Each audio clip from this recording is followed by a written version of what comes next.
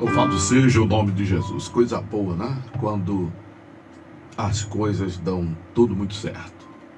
Eu fiz uma mudança aqui nas configurações, os posicionamentos das câmeras, porque são 3 câmeras que eu utilizo para esse momento da live do quadro A Voz do Divino, que é o Instagram da Rádio Tamandaré, o YouTube da Rádio Tamandaré e o Facebook Acorda Bênção, que vai, material que vai para o canal do Acorda Bênção, né?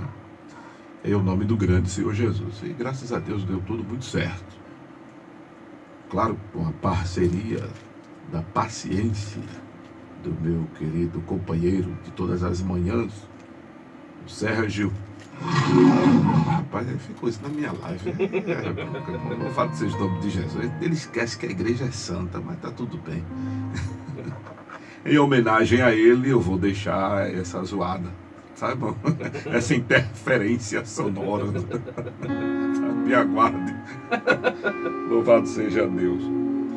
Para abordarmos Tessalonicenses, capítulo 4, e eu estava analisando direitinho, nós já vamos também abordar o capítulo 5, a exemplo do que fizemos dos capítulos 2 e 3. Eu fiz uma abordagem só. Porque, na verdade, Paulo, ele continua instruindo a igreja. Eu me lembro que uma vez alguém disse que eu não sabia pregar o evangelho, porque eu pregava ensinando. Eu fiquei na minha, né? Porque o que Jesus ensinou foi fazermos exatamente assim. O pessoal confunde pregação do evangelho com movimento sensacionalista. O pessoal confunde a pregação do evangelho com noticiário de desgraça. Me lembro que participei muito, quando mais novo, de algumas cruzadas evangelísticas. E o pregador que se saía bem era aquele que trazia recortes jornalísticos, recorte de jornais, recorte de revistas. Eu achava interessante que eles até faziam publicidade de revistas, né? De jornais, porque o jornal tal diz isso, aquilo outro, e anunciou isso, aquilo outro. E era bacana, acho bonito. Né? A informação, inclusive, tem que ser dada com referência.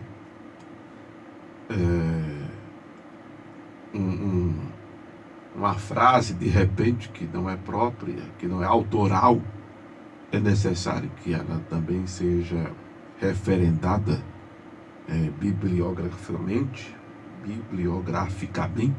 Né? É importante isso.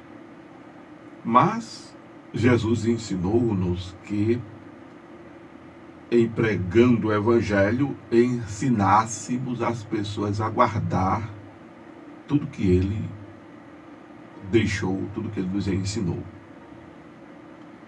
E o apóstolo Paulo fazia isso com muita excelência. Ele, nesses capítulos todos de Tessalonicenses, continua instruindo os irmãos a viverem a vida cristã com autenticidade. Viverem a vida cristã com autenticidade. E a autenticidade, ele se refere nesta relação divina humana. Ele refere-se a esta relação sociável, né? Inclusive, nesta relação sociável, ele faz alguns destaques.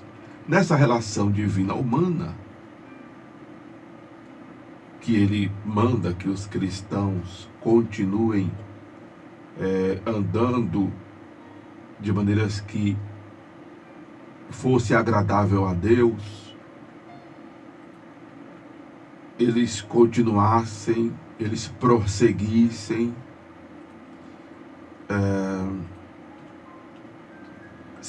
seguindo os mandamentos que lhes fora dado por eles Paulo e a sua comitiva, seguindo a ordenança de Jesus. Isso é o que você entende lendo os primeiros versículos do capítulo 4. E aí ele fala de andar em santificação, e eu já abordei sobre santificação, que é um processo contínuo, né? E é preventiva e é remediadora. Preventiva quando você guarda a palavra de Deus, é remediadora quando você pede perdão e é purificado pelo sangue de Jesus. Diga-se de passagem, o único elemento capaz de nos purificar dos nossos pecados, o sangue de Jesus. E aí ele manda que os irmãos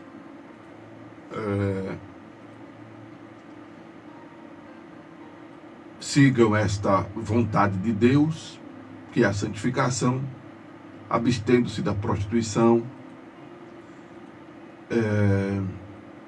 da enganação,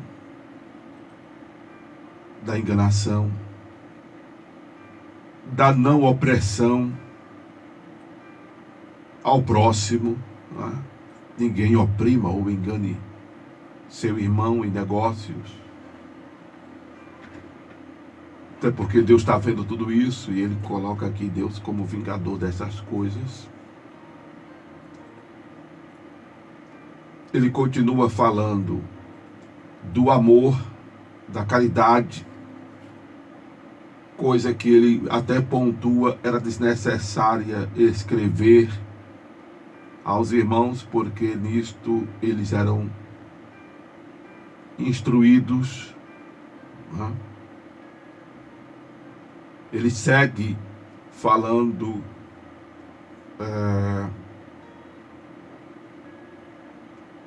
dos irmãos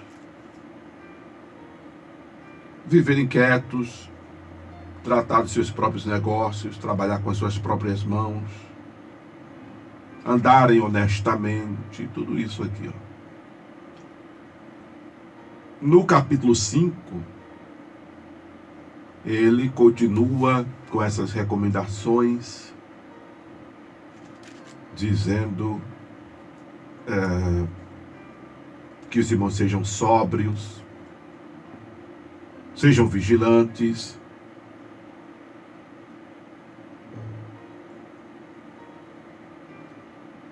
continua falando que os irmãos tenham em grande estima e amor os ministros, aqueles que trabalhavam por eles, presidindo sobre eles, admoestando-os. Ele se refere aos ministros da palavra, aos pastores, aos evangelistas. Ele continua dizendo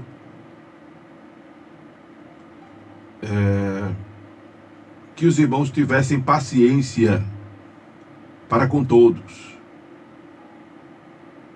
que não dessem mal por mal, mas seguissem sempre o bem, tanto uns para com os outros como para com todos. Regozijassem-se sempre, orassem sem cessar, dessem graças em tudo, por causa da vontade de Deus, não extinguissem o espírito, não desprezassem as profecias, examinassem tudo, retivessem o bem, se abstivessem de toda aparência do mal. São as recomendações de Paulo, é o discipulado de Paulo, né? E aí ele diz que Deus os santificasse em tudo, e que todo o espírito e alma e corpo fossem sempre plenamente conservados e irrepreensíveis para com a vinda do Senhor Jesus, que é a temática dessa epístola. Aí ele continua falando de os irmãos orarem por eles. Enfim, estou juntando a abordagem desses 2 capítulos, porque são essas recomendações instrutivas, discipuladoras, que caracteriza a autenticidade cristã. Precisamos atentar para isto. Eu já disse aqui que os irmãos lessem e relessem Tessalonicenses, né? E se você associar Tessalonicenses com o Sermão da Montanha, e você cuidar de meditar de dia e de noite, de fato sua vida será como árvore plantada junto a ribeiro de água. De fato você prosperará em seu caminho. De fato você será conduzido prudentemente por onde quer que você andar. De fato você comerá o melhor da terra. De fato você estará no lugar da bênção, que é a presença de Deus. E aí Paulo trata exatamente do que deveria ser motivação para tudo isso, para todo esse viver autêntico,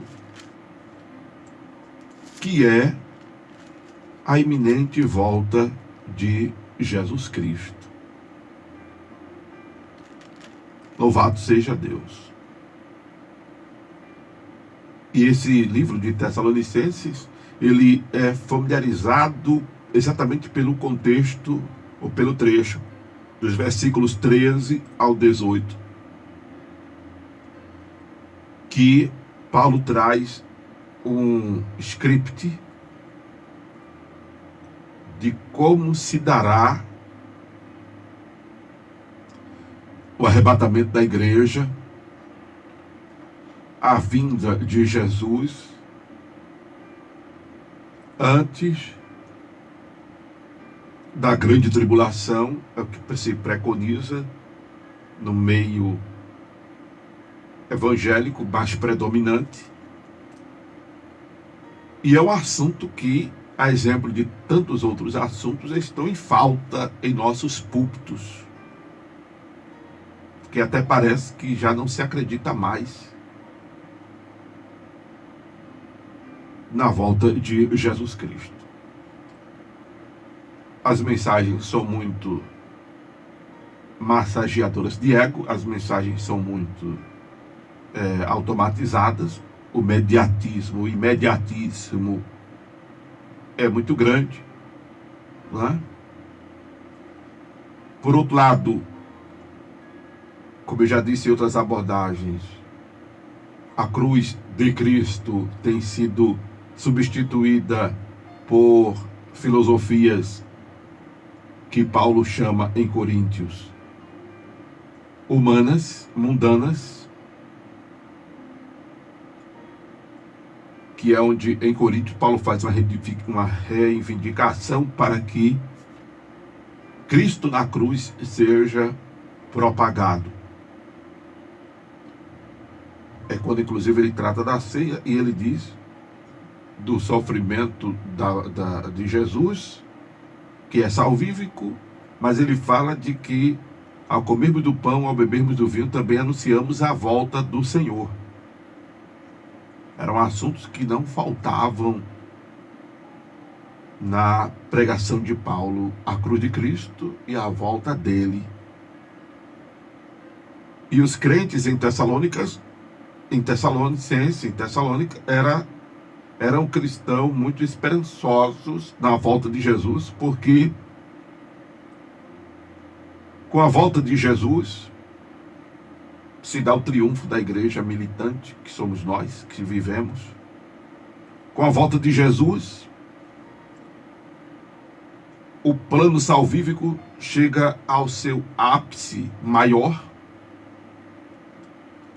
Com a volta de Jesus Cristo, encerra-se um ciclo vital para os cristãos. Com a volta de Cristo, se encerra boa parte do papel da igreja. Aliás, o papel da igreja se encerra com a volta de Cristo. Boa parte não, o papel da igreja se encerra. É porque eu ia dizer que a porta da graça se fecha, mas a porta da graça ainda não se fecha no momento do arrebatamento, porque teremos salvos na grande tribulação. A porta da graça não se fecha com o arrebatamento da igreja, nessa primeira ocasião da volta de Jesus, porque teremos salvação na grande tribulação. Então a graça permanece manifestada.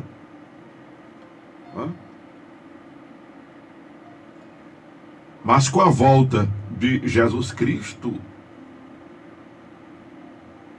há um triunfo dos que morreram antes do determinado evento e dos que estiverem vivos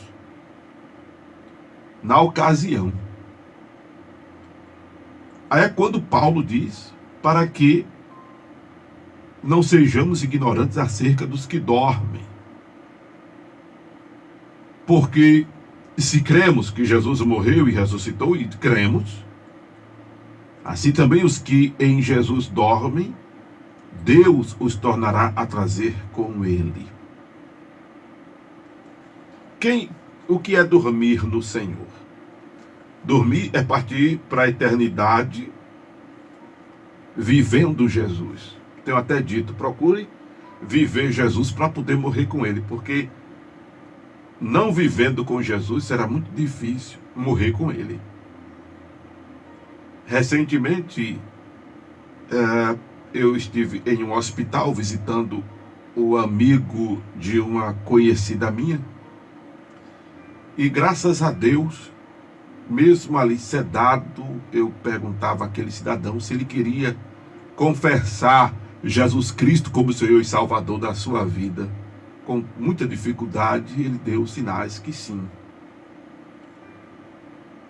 Deu sinais que sim. E orei por ele, ungi ele. Não era extrema-unção, tá, irmão? Preste atenção, que eu não faço e nem nós pastores fazemos extrema-unção. Ungi para que, inclusive, ele fosse curado. E os dias dele que estavam contados se alongaram mais um pouquinho. E, infelizmente, para a família, para a amiga, ele faleceu. Infelizmente, vírgula. Porque, graças a Deus, ele partiu depois de ter confessado Jesus Cristo como Senhor e Salvador da sua vida.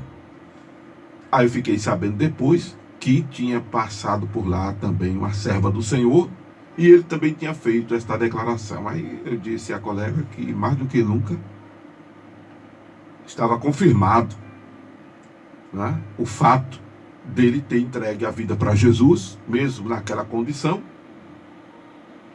e de ter recebido o perdão dos pecados, e de ter recebido o Espírito Santo, e de ter o nome escrito no livro da vida, e ter partido para uma situação melhor do que a nossa, que estamos vivos. Sim, porque quem morre em Cristo está melhor do que nós. Eu digo sempre, sabe, amados, que enquanto a pessoa não estiver salva, é melhor que ela continue sofrendo em vida. E pastor, vai para o hospital, vem para casa, vai para o hospital, vem para casa. Mas, pastor, que tormento, o senhor é sádico, o senhor gosta de ver as pessoas sofrendo? Não, ao contrário. Enquanto ela não tiver convertida a Jesus, é melhor que ela não parta para a eternidade. Porque não vai pensar que a pessoa, por ter morrido, simplesmente morrido, ela está em paz, se livrou do sofrimento físico,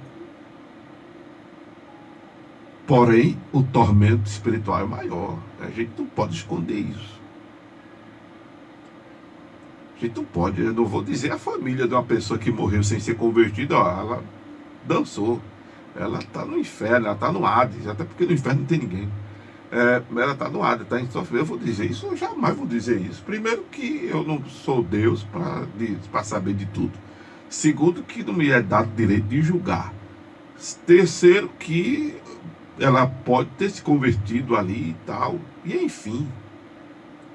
Eu aconselho que jamais você diga isso a alguém que perdeu um parente. Não, pastor, mas a pessoa não confessou Jesus. Aí já é outro departamento. A dúvida fica para nós. Como disse a colega, que é onde eu quero chegar. Ela chegou para mim e disse: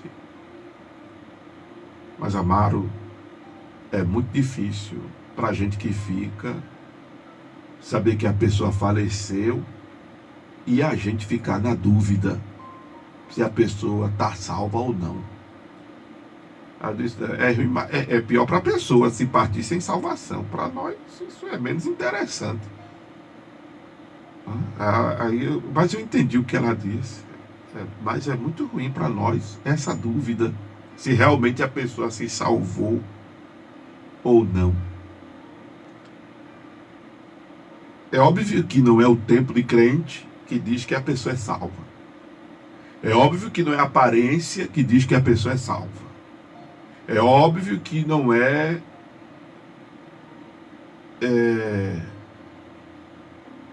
que não são esses fatores que garantem que a pessoa está salva. Porém, a probabilidade, supõe-se, da pessoa que viveu Jesus morrer com ele ficou mais fácil. Isso é fato. Isso é fato. Porque aí você diz assim, a pessoa não deu tempo de produzir frutos dignos de arrependimento. A pessoa não pôde testemunhar transformação. A pessoa não pôde mostrar que de fato se converteu. O questionamento fica por causa disso, mas nos lembremos do cidadão na cruz, a quem Jesus Cristo disse que estaria com ele no paraíso naquele mesmo dia. Que alguns até questionam, te digo hoje, comigo estarás no paraíso, ou te digo, hoje estarás comigo no paraíso. A pessoa fica polemizando tudo isso. É só considerar a vírgula do texto, que nem lembro agora se tem vírgula. Mas independente de ser hoje, amanhã e depois, o importante é estar com Jesus no paraíso. Aleluia. O importante é estar com Jesus no paraíso. E ainda vou dizer mais a você.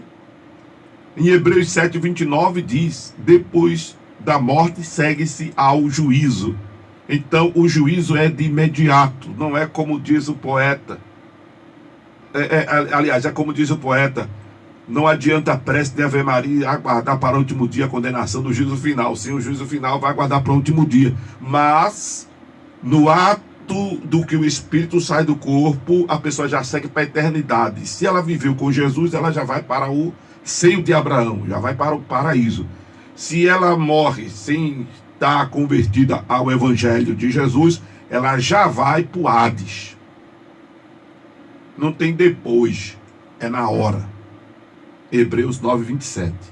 O espírito não fica vagando por aí. Aí a colega disse, minha mãe falou que o espírito da pessoa fica vagando por aí. Eu disse, só se for dela. Eu até brinquei por causa da intimidade que eu tenho. Mas não é.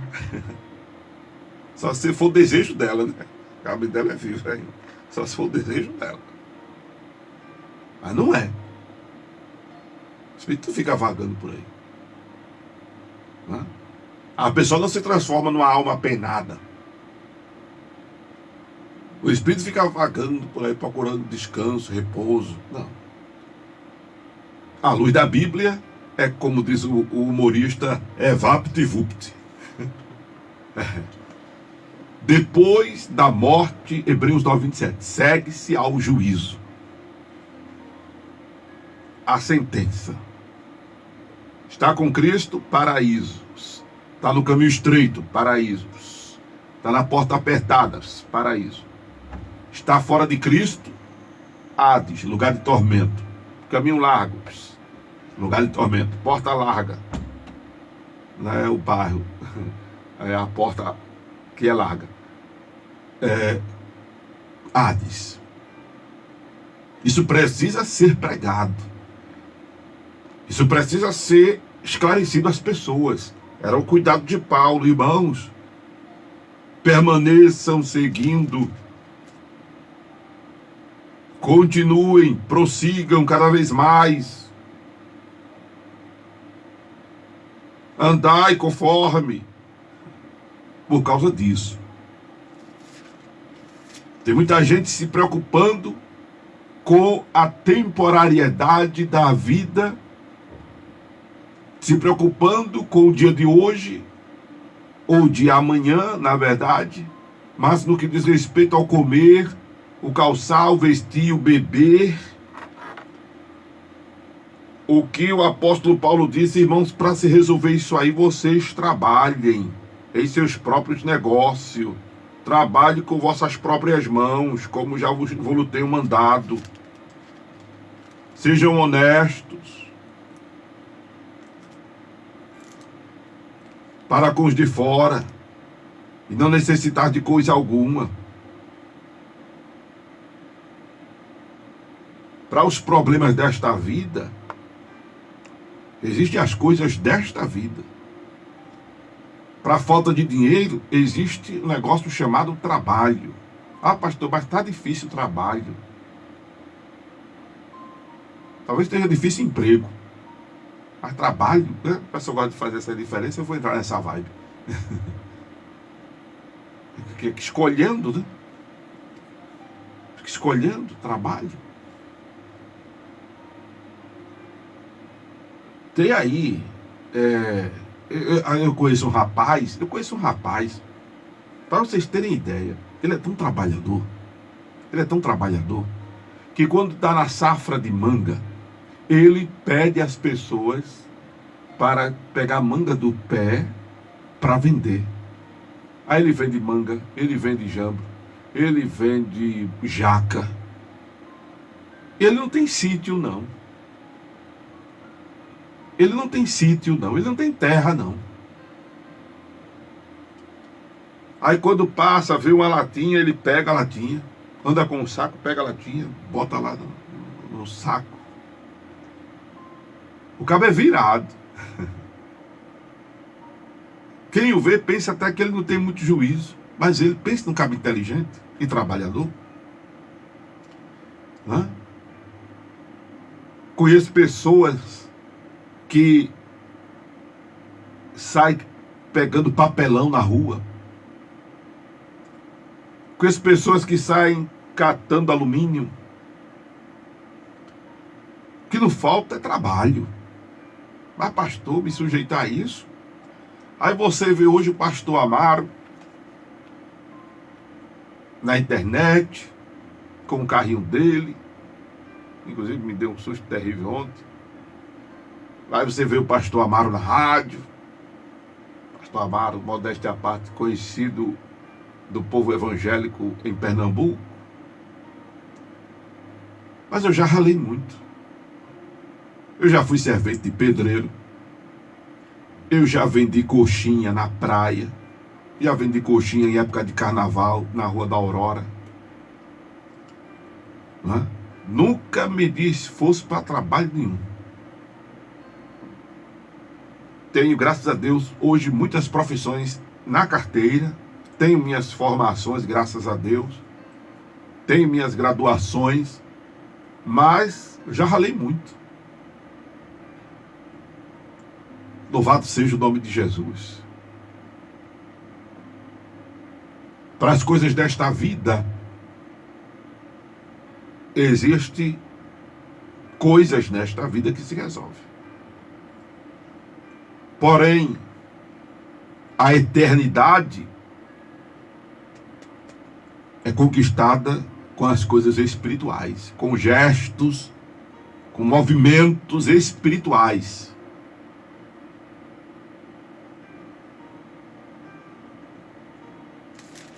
Louvado seja Deus. Então, enquanto a pessoa não se converte, é até melhor que ela fique entrando e saindo de uma UTI, de uma CTI, de uma ala vermelha, do que ela partir sem Jesus. Quando eu escuto um cristão dizer que a pessoa que morreu sem estar convertida ao Evangelho, ela descansou, eu fico por dentro até triste, porque eu digo, esse cristão não lê Bíblia, ou faz parte de uma igreja que não ensina a Bíblia, e se faz parte de uma igreja que ensina a Bíblia, esse cristão não absorveu nada. Esse cristão, esse irmão, não entendeu nada. Não entendeu nada. Porque não é bom partir para a eternidade sem estar unido a Jesus. Não é bom partir para a eternidade sem ter confessado Jesus Cristo como Senhor e Salvador de sua vida. Não é bom. Porque aí não dorme em Cristo. Ao contrário, vai para lugar de tormento. Mas quem morreu, irmão, unido a Cristo, está melhor do que eu e está melhor do que tu nesta vida. E aí Paulo diz aos irmãos que quando... Vou ler o texto direitinho, tá? Porque se cremos que Jesus morreu e ressuscitou, assim também aos que em Jesus dormem, Deus os tornará a trazer com ele. Dizemos-los, pois esta palavra do Senhor, que nós, os que ficarmos vivos, para a vinda do Senhor, não precederemos os que dormem. Porque o Senhor descerá do céu com alarido e com voz de arcanjo e com trombeta de Deus. E os que morreram em Cristo ressuscitarão primeiro. Depois nós, os que ficarmos vivos, seremos arrebatados juntamente com ele nas nuvens, a encontrar o Senhor dos ares, e assim estaremos sempre com o Senhor. Então, Paulo ensina que o evento vai se dar assim. Jesus vem, fica sobre as nuvens, o que o pessoal chama de arrebatamento invisível. Mas será perceptível isso. Jesus estará sobre a nuvem, como disse os anjos aos discípulos, lá no Monte das Oliveiras, quando Jesus foi assunto aos céus. Esse Jesus que subiu aos céus é o mesmo que descerá. Como o viste subir, ele voltará. Quando Jesus se despede dos discípulos do Monte das Oliveiras, ele vai assunto aos céus e uma nuvem encobre a vista dos discípulos. O anjo diz para os discípulos que estão tristes: por que estás triste? Este Jesus que foi assunto aos céus, ele virá da mesma maneira que o vistes subir. Então Jesus fica sobre as nuvens. Os que morreram em Cristo ressuscitam. Os vivos são transformados, como Paulo ensina lá em 1 Coríntios 15, que será no abrir e fechar de olhos, ante o toque da última trombeta, porque a trombeta vai tocar, diz Paulo, 1 Coríntios, capítulo 15, verso 52, e os mortos ressuscitarão incorruptíveis, e nós, estando vivos, seremos transformados. O versículo 52 vai ser no momento, no abrir e fechar de olhos ante o toque da última trombeta.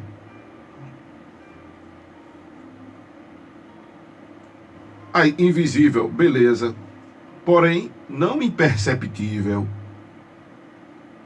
Não imperceptível. Eu já escutei um pastor dizer: rapaz, vocês dramatizam muito o arrebatamento da igreja.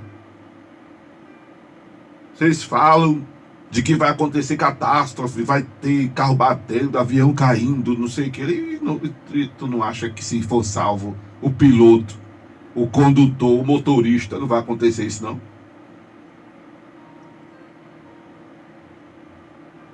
Tu acha que não? Só se o copiloto não for crente e assumir o controle. E se os dois forem crentes em Jesus? No arrebatamento da igreja, o avião vai, ó, Quem é que vai pilotar? O motorista de ônibus. Quem é que vai? A não ser que tenha algum um passageiro lá por perto, quando o cara desaparecer, ele assuma o volante. Se é que der tempo, dependendo da velocidade que o motorista esteja correndo. Hã?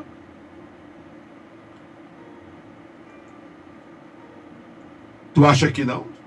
Não vai acontecer assim, não? Ah, pois eu creio que vai ser assim. O cenário vai ser catastrófico para os que ficarem na Terra. O cenário vai ser catastrófico para os que ficarem na Terra.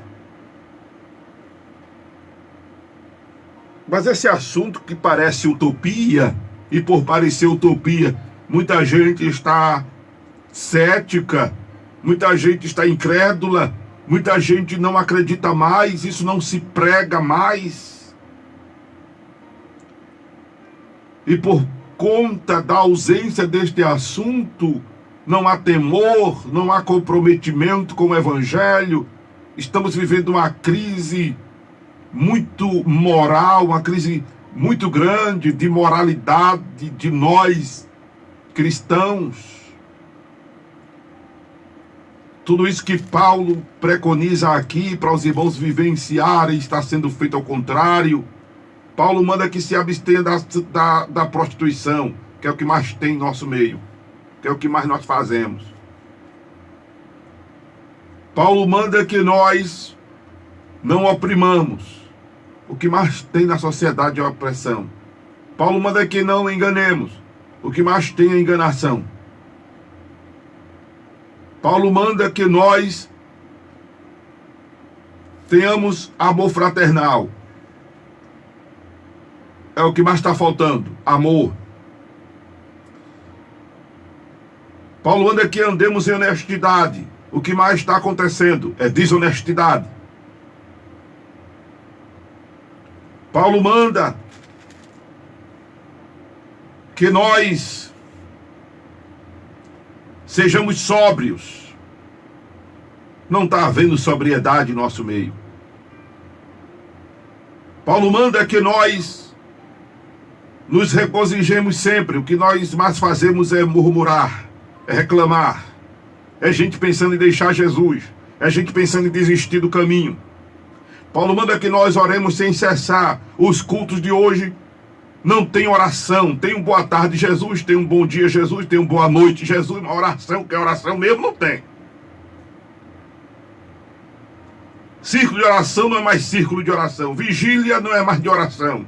É só exibicionismo. É mesmo de oportunidade. Não se tira em um culto de círculo de oração ultimamente, salvo algumas congregações, mas com pouquíssimos crentes. Um momento de 1 hora de oração, 1 hora e meia de oração, 2 horas nem pensar mais. E quando a dirigente ou o dirigente é de oração, é 2, 3, 4 ovelha pingada. Não vou dizer gato, pingado porque crente não é gato, crente é ovelha. É 3, 4 ovelha pingada.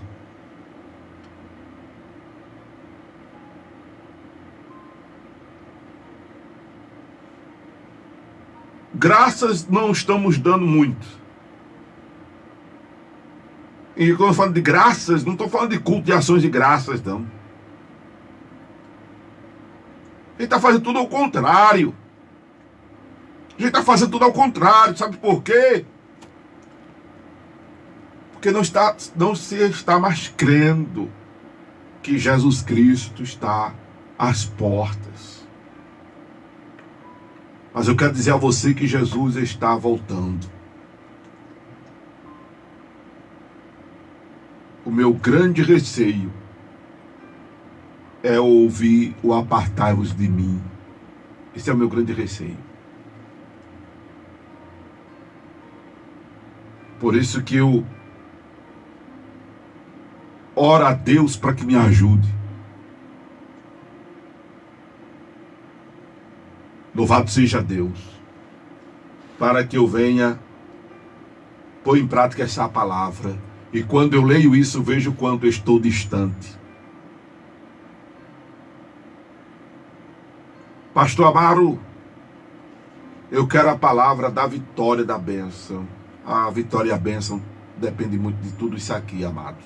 Como eu tenho dito, é o que nos coloca no lugar da bênção, que é a presença de Deus. Então, esteja aguardando Jesus. Em aguardando Jesus, você vai vivenciar isso aqui. Leia Tessalonicenses, 1 Tessalonicenses. Associe ao Sermão da Montanha. Ixi, meu Deus do céu. Você vai ser um crente de qualidade. Vai estar esperando Jesus e vai estar no lugar da bênção. Esta palavra, se ela não mexeu com você, se ela não inquietou em nada, foi a voz de Amaro Correia. Mas se ela lhe trouxe edificação, exortação e mexeu com você, o que você ouviu foi a voz de Deus, a voz do divino. Momento de oração. Vamos falar.